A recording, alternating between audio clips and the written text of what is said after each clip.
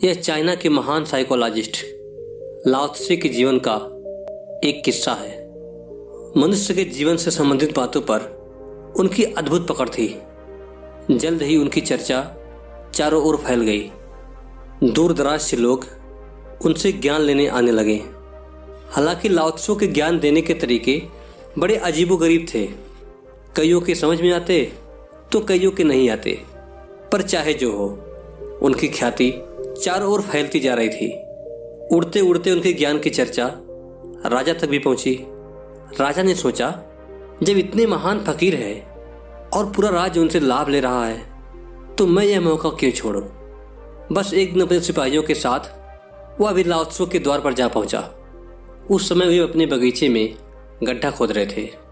राजा तत्काल ही अपने सिपाहियों से अपने आने की सूचना उन तक पहुंचाने को कहा। राजा ने सोचा कि मेरे स्वयं के आने की खबर पाते ही लाओ त्से झूम उठेंगे, लेकिन ऐसा कुछ भी नहीं हुआ। सिपाही तो खबर देकर आ भी गए, पर वे अपनी गड्ढा खोदने में ही लगे रहे।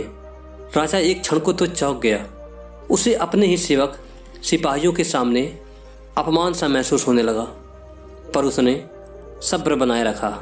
वहीं बगीचे के बाहर जोर जोर से चहलकदमी करने लगा। उधर लाओ त्से भी अपने कार्य में लगे रहे। कुछ वक्त और बीत गया, पर लाओ त्से नहीं आए तो नहीं आए। राजा पूरी तरह झल्ला उठा। यह फकीर है या पागल? कोई खास कार्य कर रहा होता या इबादत कर रहा होता तो भी समझ में आता, पर यह तो गड्ढा खोद रहा है और फिर भी मुझे इंतजार करवा रहा है। एक क्षण तो उसका मन लौट जाने को भी हुआ। फिर उसने सोचा, इतनी दूर आ ही गया हूं तो मिलकर ही जाऊं। बस मारे बेचैनी से वह और तेजी से चहलकदमी करने लगा। उधर लाओ त्से भी पक्का फकीर था। उसका अब भी पूरी तालीमता से गड्ढा खोदना जारी था। लेकिन इधर बीतते समय के साथ राजा को क्रोध भी पकड़ने लगा था। वह लौट जाना चाहता था, पर अब उसको जिज्ञासा ने जकड़ लिया था। वह अब लाओ त्से के इस व्यवहार का राज जाने बगैर नहीं जाना चाहता था। आया था ज्ञान लेने, लेकिन चूंकि ज्ञान देने वाला उसे पागल जान पड़ रहा था, तो ऐसे में अब ज्ञान वगैरह में उसकी रुचि बने रहने का सवाल ही नहीं उठता था। अब तो वह सिर्फ यह जानने को रुका हुआ था कि आखिर फकीर यह सब क्यों कर रहा है। यहाँ राजा इन्हीं सब उधेड़ मन में खोया रह गया, और उधर लाओ त्से महाराज अपना कार्य सलटा कर आ भी गए। उन्होंने आते ही राजा का स्वागत किया, इंतजार करवाने हेतु क्षमा मांगी और भीतर चल आराम से विराजने का निवेदन भी कर डाला। लेकिन राजा क्रोध में था। उसने लाओ त्से के आग्रह को कोई तवज्जो नहीं दिया।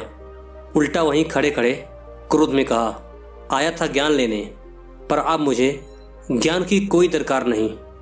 मुझे यह बताओ कि एक साधारण से कार्य के लिए मुझे इतना इंतजार क्यों करवाया। प्रश्न सुनते ही लाओ त्से ने एक क्षण को सीधे राजा के आंखों में झांका, फिर एकदम हंसते हुए बोले, जहां तक कार्य के मामूलीपन का सवाल है तो कार्य कोई भी बड़ा या छोटा नहीं होता, और जहां तक ज्ञान का सवाल है, तुम ग्रहण करना चाहो या नहीं, पर अपनी ओर से तो मैं तुम्हें दे ही चुका हूं। दे चुका हूं?